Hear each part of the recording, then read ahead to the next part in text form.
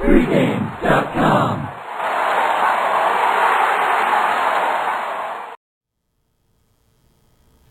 I'm Vegas Runner here with Bryan Leonard. Going to break down two key marquee matchups this weekend. One in the American League, one in the National League.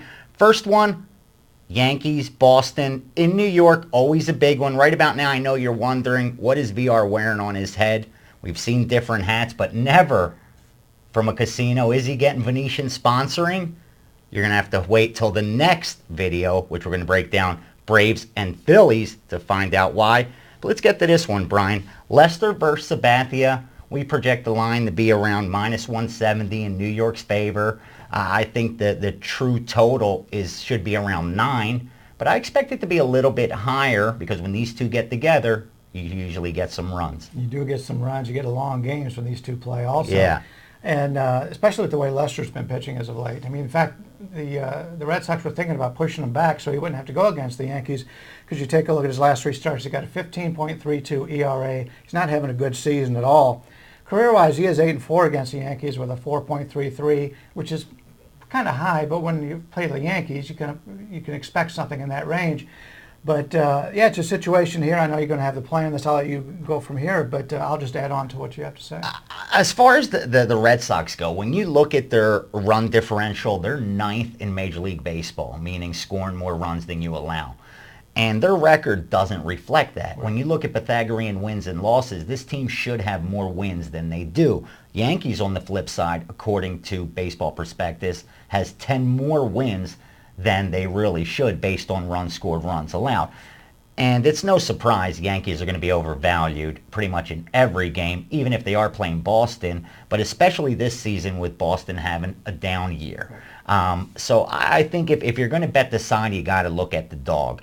But I'm going to look at the total here, and I know we came in thinking, talking about runs scored and how long these two play, but I think we're going to get an inflated total here. I think we're going to get somewhere around 10. Even with Sabathia on the mound. And with 9 being such a key total in Major League Baseball, and I think that's what the true line should be, if I could get 10 with the under favored, I'll lay a little big. Or if I could get 9.5 and plus money on the under, I think I'm going to go that way. When you look at Sabathia, guy gives up less than 9 hits per 9 innings. He doesn't give up many walks, only 2 walks per 9 innings. So you're not going to get many base runners. And when you look at Boston, even though they're 3rd in runs scored per game in Major League Baseball, big part of their lineup, Ortiz, is injured right now. So I think that's a detriment to their offense. And we all know A-Rod will be missing for the Yankees. So I think there's a little value here on the under if Lester, who also doesn't give up many walks either per 9 innings, is able to keep the ball in the ballpark. He averages over 1 home run per 9. That's a lot for a starting pitcher. So if he could keep the ball in the ballpark, I think we got some value on the under.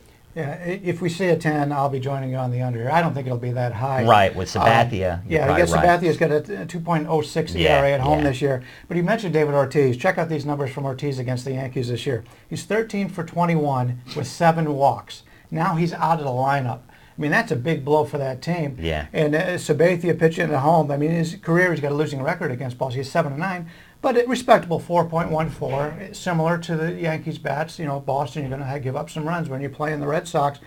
But interesting point is, it's not the first game of the series, but Bobby Valentine, he hasn't managed in New York since 2002 when he got fired from the Mets. So it's a big homecoming for him in this series. And those Yankees fans hate the Mets. They hate Bobby Valentine. It's going to be interesting, especially the way Bobby Valentine in the locker room in Boston this year. He's been in front of everything from Euclid and everything that's going on there. He's not even real popular with the Red Sox fans right now. So there's going to be an interesting sideline to this game and this series. But if we see a 10, I fully agree. I don't think we'll see it. I think we'll see a 9. But 9.5 may still have some value. Yeah, I think that's the side I'm going to look to play in this one because of the fact what you brought up. There's so many circumstances surrounding the game that it could give that playoff atmosphere. We are getting near August now. Before you know it, postseason rolls around. Some of these teams all in must-win situations in the American League with the added wild card. Everybody's got a shot right now. And I think you kind of tighten up a little bit, and we may start seeing some more unders. And when you get the Yankees, there's always going to be, that's the way I'm going to look first with Boston and the Yankees, because usually you're going to get inflated totals. Now when they're playing each other, I'm just hoping the odds makers use public perception more than they do thinking about what the sharp bettors are going to do. I'm going to go under in this game. So that's my bet for this one. Lean to the Boston side. Think there's some value there. But again, this is a team that just hasn't performed like they should. We're going to be back to break down an NL East matchup. Big one. Atlanta and the Phillies. I'm going to find out why I'm wearing this hat. Don't forget, check out pregame.tv for all of our videos. Next one's Brian's Best Bet of the Week.